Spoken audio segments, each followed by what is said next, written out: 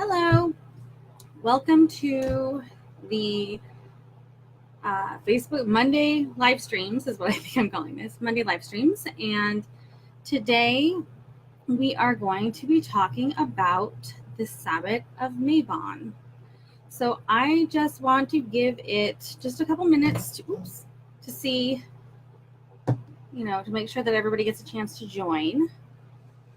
So if you are watching the replay, I'll say this now because aren't many people on right now. If you're watching the replay, make sure you type replay in the comments, and that way I can catch you on the flip side and make sure I answer any of your questions. So anyway, if you don't know who I am, hi Diana. I like it. It's telling you when people join. It doesn't always do that. I am Ivy. I started this group because it's important to me to find ways to integrate the magical and the mundane in your life. So that's the main reason I started this group. So I want to talk a little bit about not only what Mabon is, but different ways to celebrate it, because you don't have to do a huge ritual for every single Sabbath. Like, it doesn't make you a bad witch if you don't do that. But it is a good idea to mark the turning of the wheel of the year in some way. So we're going to talk a little bit about the themes. We're going to talk about ideas, and we're going to kind of talk a little bit about how to put together your personal celebration. So hope you have your tea or your coffee or your wine. So let's just kind of start talking about the equinox and fall and how that feels in your neck of the woods. Because I'm in Southern California, it is still hot as balls here. So when people are talking about pumpkin spice and scarves and boots, and I'm like, that doesn't happen until like November here for me. Maybe pumpkin spice. Everybody's doing pumpkin spice already, but the high today was like 90 degrees. So this weekend, it's not like this weekend is when the wheel turns and it's fall, and it's not like on the 23rd it's going to be, or the 22nd it's going to be amazing fall weather, at least not here in Southern California. So I hope that where you are there is some better weather. So let's talk about what Mabon is. So Mabon is another name. It's like, it comes from the Wiccan tradition, Mabon, for the autumn equinox. Now, the autumn equinox is the day, hi Lisa, it's the day where the days and the nights are of equal length. So we have the same amount of time in the day as we do in the night. So as we're kind of like at the midpoint between summer solstice and winter solstice. So summer solstice is when the days are at its longest, and then the days get shorter, and then winter solstice is the shortest day and the longest night. So we're kind of like right in the middle there. Equinox, like equal, right? So that is like what the equinox actually is. Now, calling it Mabon, like I said, that is kind of like a more of a Wiccan tradition word, I believe, because most of the names of the common Sabbath names that we hear kind of come from that Wiccan tradition, because Wicca kind of spearheaded neo-paganism at the end of the last century, second half of the last century. So Mabon actually is the name of a Welsh god, and the name Mabon as like the name of the autumn equinox wasn't always a thing. It became a thing when a man named Aidan Kelly coined that term in the 70s. So calling the equinox Mabon, that's not some magical ancient thing. So some people don't call it Mabon if they're not Wiccan, or if they don't want to, because see, Mabon is a Welsh god, and there isn't a whole lot of story about Mabon. And while I'm sure you could draw some correlations from that god into this equinox, it's not an easy association, I don't think, in my opinion. So some people call it the autumn equinox, some people call it Mabon, some people call it harvest home, because it's about harvest, and I'll talk about that in a second. So those are the three main names for the autumn equinox. If you've heard anything else, type it in the comments because I'm really interested. But those are the 3 names that usually come up. Now, Mabon is the second harvest. There are 3 harvest festivals. The first is at Lunasa or Lammas, and that is the grain harvest. Mabon is the fruit harvest. And the third harvest is Samhain, and that's the meat harvest. And that's when they had to, our ancestors had to slaughter all the, slaughter some of the meat so that thin the herd so it will last over the winter time, and cure the meat so that they could have sustenance over the winter time. I always feel like I need to say that because the meat harvest just sounds like something that would be out of a horror film, like The Purge or something. The meat harvest. So the autumn equinox this year falls on the 22nd, which is Saturday, I believe, and next year it falls on the 23rd. A lot of people think that the solstices and the equinoxes, when the seasons come time to change, is always on the 21st, and that's not really true. So for the autumn equinox, it's either the 22nd, it's usually 22nd, 23rd, or 24th. Most of the time you find it's on the 22nd or the 23rd. So, and that's just the autumn equinox. The spring equinox, I believe, falls like the 19th, 20th, 21st. So there's that. It's not always on the same day. Same thing with solstices. It's based on, sun, what's happening with it. So it's not going to be, the sun's not going to be like, what up? It's September 21st, time to be fall. We have to kind of adjust to the sunshine. So there's that. Just as also an FYI, not everybody knows this, but Mabon, the autumn equinox in the northern hemisphere correlates with the spring equinox in the southern hemisphere. So people down under don't usually celebrate Mabon as it's their springtime. So while the northern hemisphere is celebrating the autumn equinox, the southern hemisphere is heralding the coming of spring. So that's just also something good to know. So we celebrate the Sabbats because we are turning the wheel of the year. We are moving through the seasons, and at this point we're headed toward the darker time of the year. Now, if you're like looking outside your window, if you're paying attention to what's going on, you might see the leaves change, or you might see the light looks a little bit different, as the sun sets. Just little things like, the hummingbirds aren't out all the time, etc. So it's a good time, if you don't make a practice of observing what goes on around you, this is a great time to start doing that.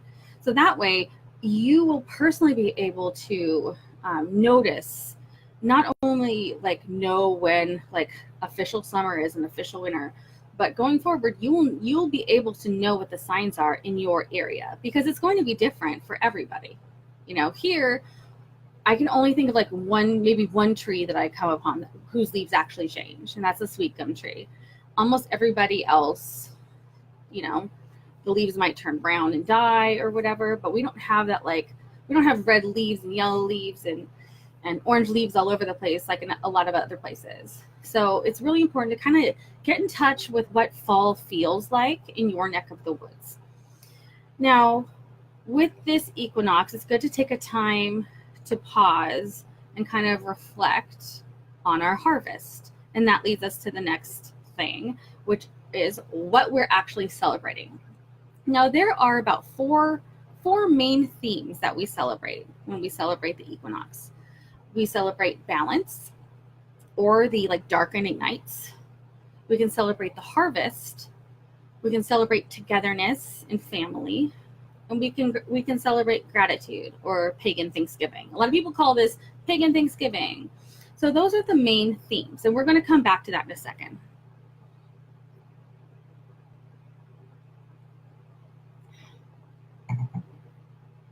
So let's briefly talk about what colors are associated with the fall equinox. Now, if you look in the books, it'll say burgundy and brown and dark green and orange and red, etc. But I suggest that you look past that, look past the colors that Michael's or your local craft store says is fall, and kind of, again, get out into your personal universe, what is happening outside your doorstep. Now, red and yellow and orange, yeah, that's fall, but it's not my fall. So When you choose the colors that you're going to adorn your altar with, or you're going to wear to like reflect that like fall vibe, right? You do whatever you want, but I really suggest kind of looking at what it is actually like in your area, in just outside your door, because that allows you to more easily align with those, autumn energies. So food, let's also talk about food. We can't talk about a Sabbath without talking about food, because of all of the Sabbats, this is like the most feasty of feast holidays, in my opinion. That's why a lot of people call it pagan Thanksgiving. Hi, Julie. That's why a lot of people call it pagan Thanksgiving. Fall is happening. We're getting it's getting cooler. We're able to use our ovens again because it's not 100 degrees. So a lot of those foods are those comfort foods that we kind of look forward to as the weather gets a little cooler. In addition to comfort food, apples. I don't know where what goes on in your neck of the woods, but here we can go up into the mountains and do apple picking. That is a huge fall thing here. Grapes and wine. Oh, I'm gonna sneeze. Sorry, I'm trying really hard not to sneeze. Grapes and wine, and also like the last produce of the summer, like summer squash, last bit of tomatoes. All of those delicious summer fruits. So we're just like getting the last of the fresh summer produce. And then also we integrate some of the beginning, like the winter produce. So now we're even beginning to see like butternut squashes and acorn squashes and things like that in the grocery stores. So you can take the end of the summer produce and the beginning of the winter produce and, make a really delicious dish. So let's circle back to those themes that we spoke about. We've got the balance or increasing darkness, like days and nights, harvest, togetherness and family, and gratitude. So when I say these themes, which of these themes do you feel drawn to? Type it in the comments. Which of these things immediately resonates with you? When I say balance or increasing darkness, harvest, togetherness and family, and gratitude, which of those 4 themes kind of like that? Which of those themes are you drawn to? Gratitude? And I feel like sometimes gratitude is like the most common thing that we see with Mabon, because again, a lot of people call it pagan Thanksgiving. So when you're creating your celebration or your ritual, doesn't have to be a huge thing, but it can be if you like. There are 2 good places to start: a theme or an action. And I'm going to go over this more in next month's Creating Practical Celebrations. Harvest, awesome. Creating practical celebrations. But let's just start by thinking, a theme or an action. So when we talked about these themes, if you want to, you can go get a book, open it up, you'll have ideas. You can use somebody else's ritual if you like. That's not really my jam most of the time. I think it's really powerful.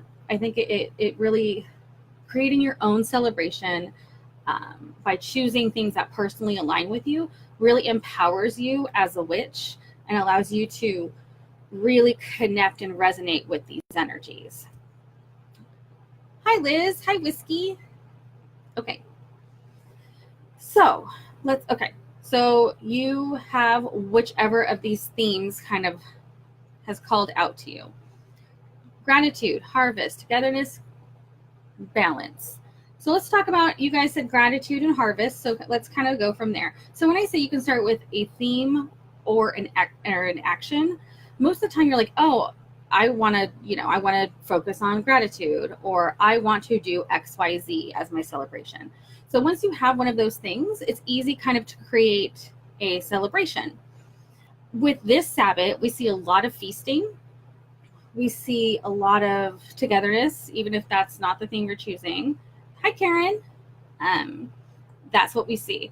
So think about what harvest means to you, or what gratitude means to you. Again, I know a couple people just joined. The themes of Mabon that we're talking about are balance, harvest, togetherness and family, and gratitude. So I asked everybody to choose one of those themes and to type it in the comments. So far we have harvest and we have gratitude. So once you have your theme, then you can, let me scroll down, sorry. So once you have your theme, then you can kind of start creating your celebration. What you also want to think about is how much time do you want to celebrate?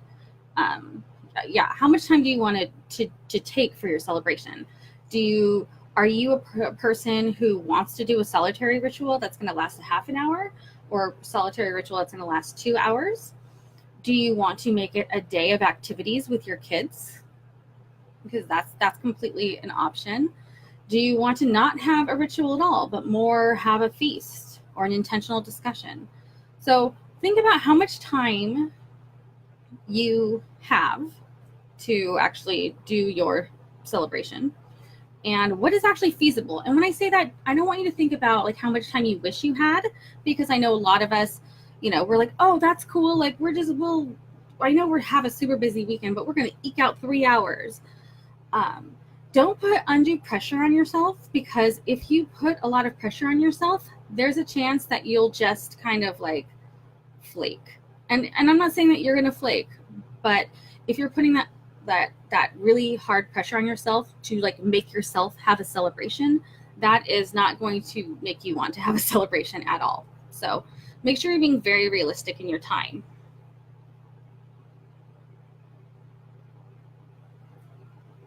Okay. So let's talk about some activities that you can do. Now, if you plan to do a ritual, there are a lot of deities that you can use. You can look up harvest deities, like Pomona. Pomona is an apple deity. Anything that has to do with kind of the things that we talked about, like harvest and apples and grapes and, family and balance, etc. Those are good things for you to look up. And again, I'll give you some ideas, but I'm not going to just give you a list of gods. Like, choosing who you're going to honor is a really personal thing. And I'm really not sure that like picking something from a list is the best way to go. I'm a huge fan of researching for yourself. So, but I will give you some ideas. There's Pomona, there is Demeter or Demeter, however you want to say it. Ceres is a harvest goddess. We've got Persephone and her descent into the underworld, which a lot of people do at Samhain, some people do in November, but many people also do at Mabon. So there are a lot of, because she's going down into the underworld. Inanna also does an underworld descent, and that kind of correlates with the darkening nights, the longer nights, because we are headed to winter, and winter to a lot of people kind of was the underworld, because not everybody survived the winter. So think about that. And everybody survives the winter for the most part, here, but these are things that are ingrained in your DNA. Like your ancestors had to worry about that, So we don't have to worry about that, thank gods, really too much anymore. But we still have that in our DNA. So it's a good thing to kind of resonate, to allow yourself to resonate with that. Okay. So I was talking about, gods. Okay. All right. So, if you're going to do a ritual, figure out who you want to honor. If you're doing a harvest ritual, find a harvest god. I always like to suggest that you work with a deity that you've worked with before. Even at a Sabbath, it's good to like actually at least read about them, figure out what kind of offerings they might like. I totally, again, am not a fan of like opening up your correspondence book to Mabon and going, oh, that sounds good. I'll read it. I'll open up my Encyclopedia of Spirits book, which is a good book, by the way. It's a good jumping off place. And be like, okay, well, she likes apples, so I will offer her an apple. Like, it's good for you to understand why gods would love an offering, right? So you're not just choosing something out of a book because somebody else said so. All right. And then after you choose that god, you want to figure out if you want to cast a circle, do you want to call quarters? How formal do you want your ritual if you want to do a ritual? And what is going to be the centerpiece of your ritual? Like, what are you actually going to do? So some suggestions for harvest, some things that I've done in the past, when you have a group of people, or even if you just have your family or even yourself, but this is good for a group. We have had everybody bring a vegetable, and that we set in the middle of the, we sat on the altar as we did our ritual, and we raised positive energy of gratitude and charged these vegetables with all this positive energy. And then after the ritual, we collected them and we made soup. One year we made soup, and one year I think we made skewers, vegetable skewers that we grilled. So depending on the weather in your neck of the woods, if it's 95 degrees, you're probably not going to want to make soup, but you could grill some vegetable skewers. So then when you do that, then your participants are like literally taking in and eating all of that good, delicious like energy, right? So that is an idea for a ritual. Another thing that I've done is just a gratitude share. Super simple. Basically, everybody says what they're thankful for.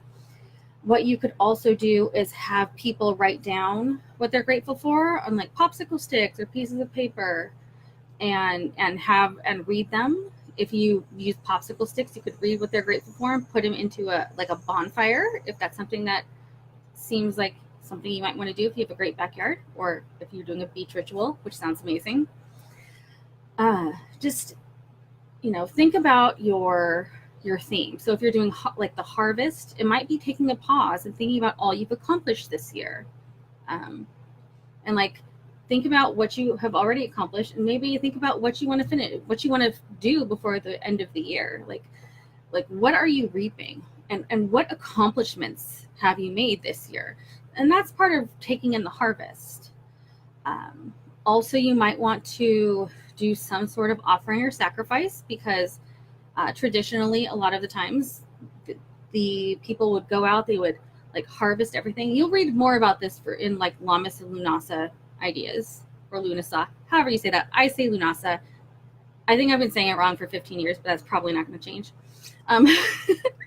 So, they would bring everything in, but they would also sacrifice like the first part of the harvest or the last part of the harvest, depending on what story you're reading, because all the stories are different.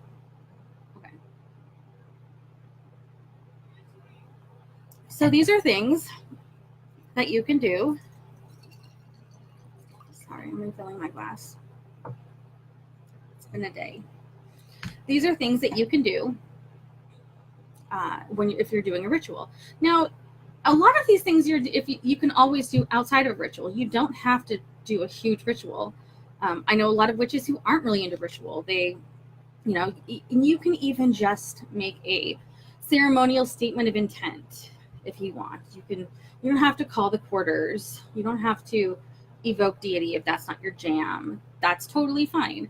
The important part, the most important thing about these celebrations is that you're honoring the wheel of the year, the turning of the wheel, and your place in this turning of the wheel, and your resonance with what is happening.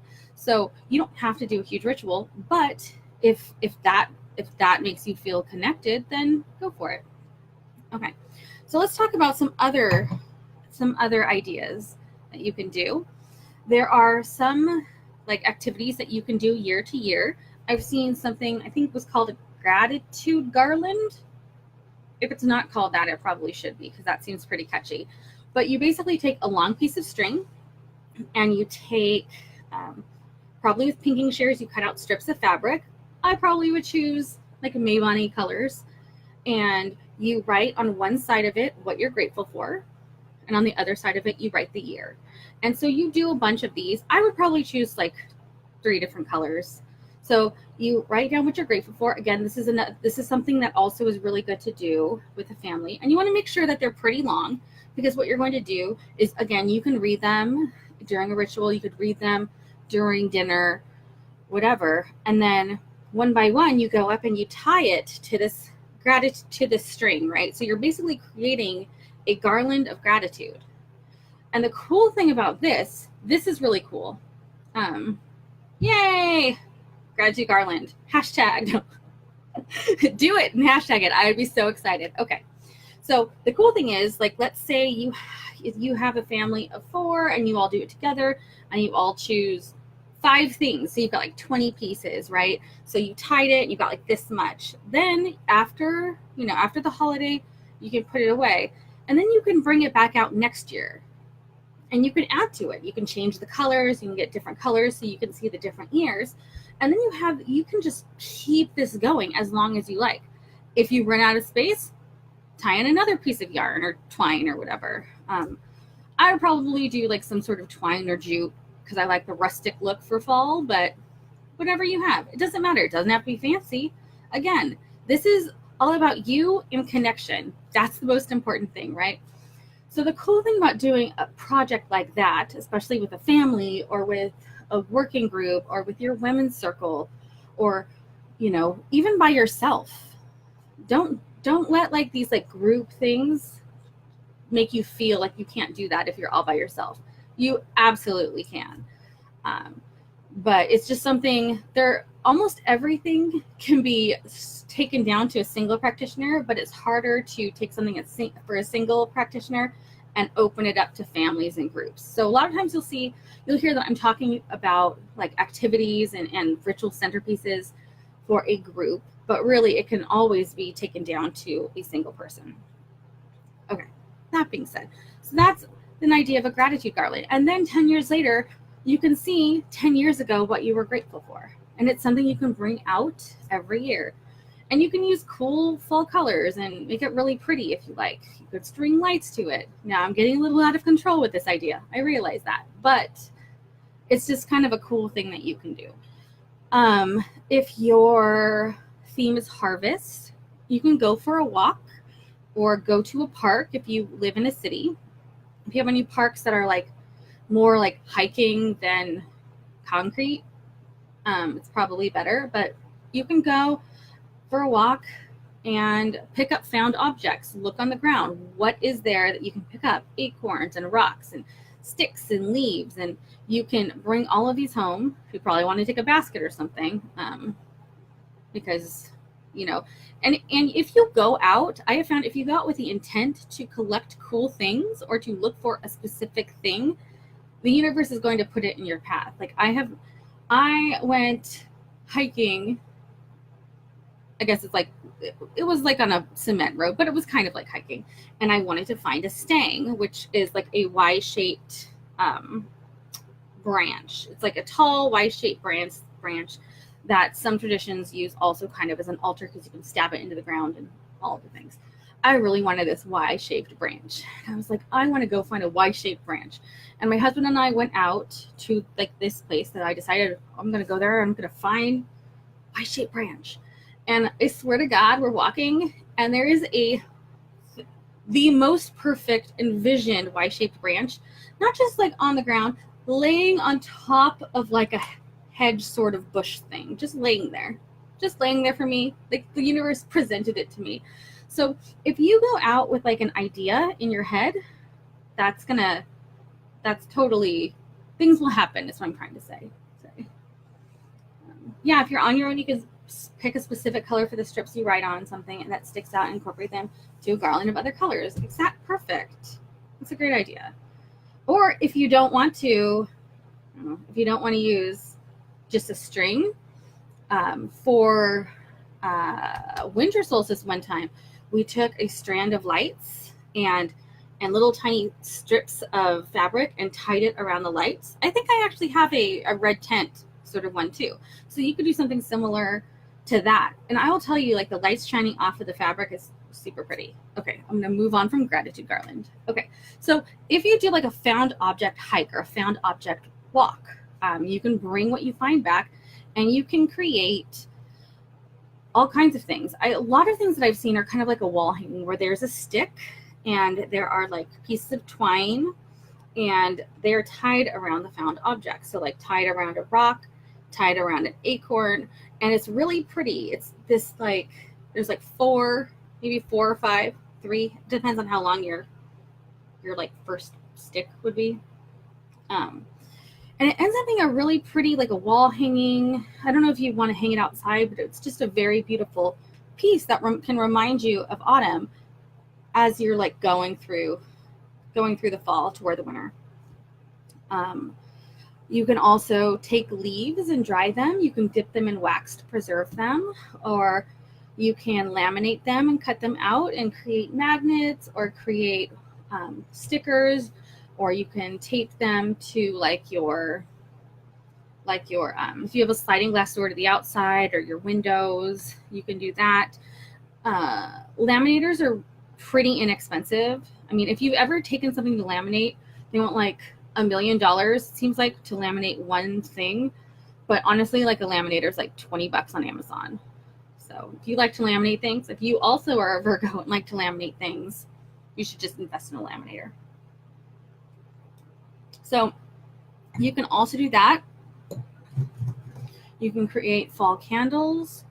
You can, I mean, there are tons of things. And what I'll do is I do have a Pinterest board for Mabon, and I'm going to go ahead and post it in the comments like once I'm done so that you'll see it, because I do have a lot of cool recipes.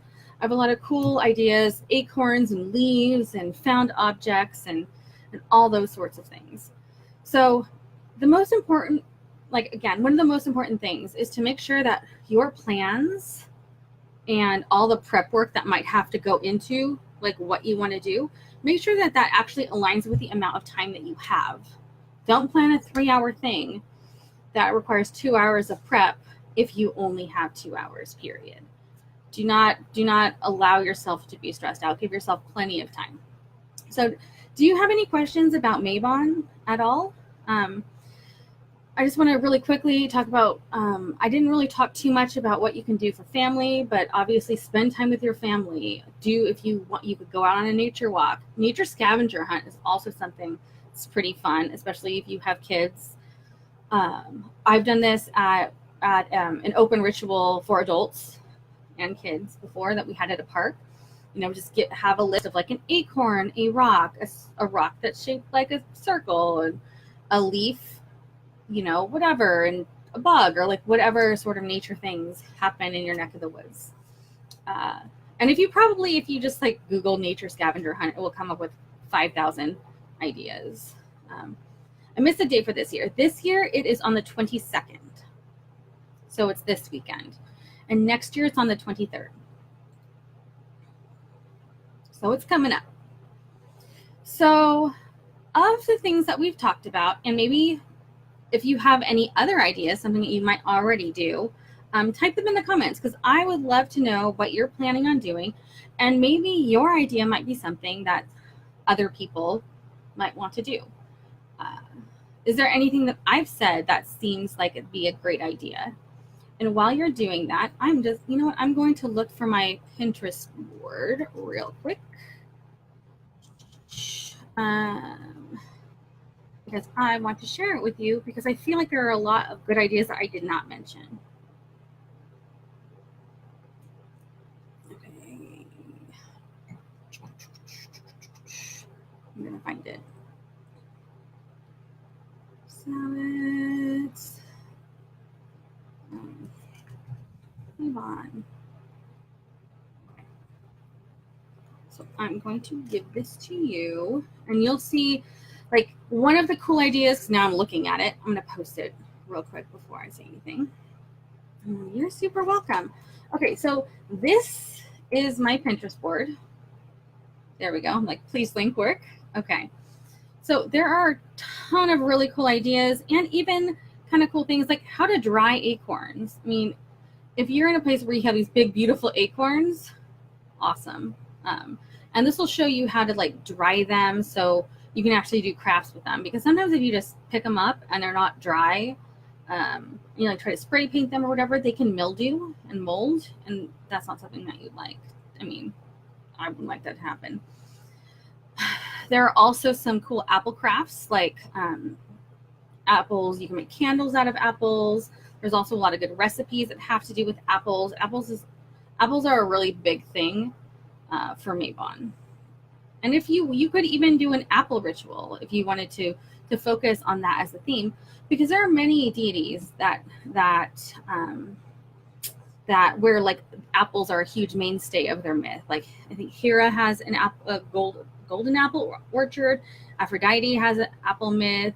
Idun, I think it's how you say, Norse goddess, has apple, like sacred apples.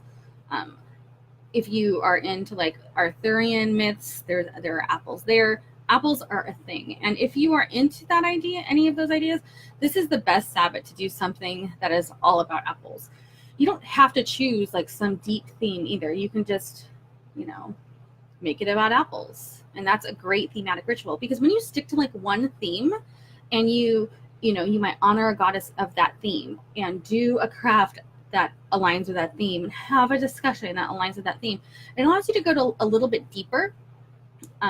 If you do like a meditation, especially like it will allow you to go a little bit deeper and connect with the energies in a different way than if you just like open a book and do whatever ritual somebody else tells you to do. Because many times it's not always, don't get me wrong, not always, but many times it's kind of like very surface. It's, we're honoring gratitude, and it's just like something super simple, which is great, but it doesn't really allow you to kind of go deeper into the theme. So when you're doing multiple activities or multiple, I guess I'm going to stick with activities, multiple activities or multiple actions that all correlate to the central theme, it allows you to dig more deeply and connect with the energies of the wheel, of the season, of the Sabbath through these themes. So it's not surface at all. You will, like, let's say your action in a ritual is everybody says one thing that they're grateful for, and then you're done. That's great. You connected with that energy. You said something about how grateful you are. But if you do like a gratitude garland, and then you talk about, you go a little bit more deeply, like you go deeper into it. I can't speak today, sorry. You go deeper into it during a feast, and you talk about how grateful you are for the food, and you kind of think about like all of the things that went into making the food that's on your table. Like you can go deeper, but it's up to you. It's up to you and how deep you want to go, how much you want to connect with those energies. So it's all up to you. So you'll see there are some cool leaf crafts. There's some cool acorn crafts and a bunch of apple things. Having gratitude brunch and activity. Yeah, gratitude brunch sounds amazing. So I hope that this helped. I think that pretty much wraps up. I didn't want it to be too long tonight. Recovering from last week's 2-hour masterclass. But I did want to talk about the themes and how to connect with them and why it's kind of important to create the thematic celebration. I used to say thematic ritual, but it's not always about ritual. And a lot of times when we just do activities, it kind of turns into a ritual of itself. When we have sharing, when we connect with each other through touch or through crafts, through, just talking with one another and bonding with each other as a family, or even with bonding by yourself. It's, bonding yourself and getting close to those energies. So I hope that you enjoy this. I hope that it helps you, and that maybe it makes you feel, if you weren't planning on doing something for this weekend, know that you don't have to do a huge ritual. You could just do, make yourself an amazing dinner and really just contemplate the gratitude. You can journal, especially if you're doing, if you're by yourself, you can just journal about how grateful you are, or look for gratitude journal prompts, so those are just some ideas. Sorry. I've been trying not to sneeze this whole time. So anyway, I hope this helps. The end, I guess. I will see you on the group. All right. I hope you guys all have an awesome Mabon, awesome fall equinox, awesome harvest home, whatever you want to call it. And that I hope that you come away from this feeling like it is something doable, no matter whether you have 30 minutes for journaling or whether you have 2 hours for a huge ritual and feast, or if you have all day with your kids, and especially because it's like a Saturday. And if you don't have time on the day, also, don't feel bad. celebrate when you can. Obviously, like, fall isn't like one thing and it's gone. I mean, I understand if you're very focused on the balance aspect and you want to do it on the actual equinox, like at the time of the equinox or whatever. But other than that, there are no rules. Do not let people tell you that you're doing it wrong, that you have to do it on the day, you have to do a ritual, you have to do gratitude. You can do whatever the fuck you want because you're a badass witch, and it's up to you. And it's your personal choice on how you want to connect with those energies. So the end. All right. Have a good one. Bye. I can't wait to hear I'm going to ask on probably Sunday or Monday how your Mabon went. So I'm hoping that I hear some awesome, cool ideas. And I have a Pinterest board, but there are lots of other cool Pinterest boards out there. So if you can't think of anything, look through Pinterest boards and see if anything resonates with you. Allow your intuition to come through, and allow yourself to click through things that you feel, resonate with you. Okay, for reals. That's the end. Okay, bye.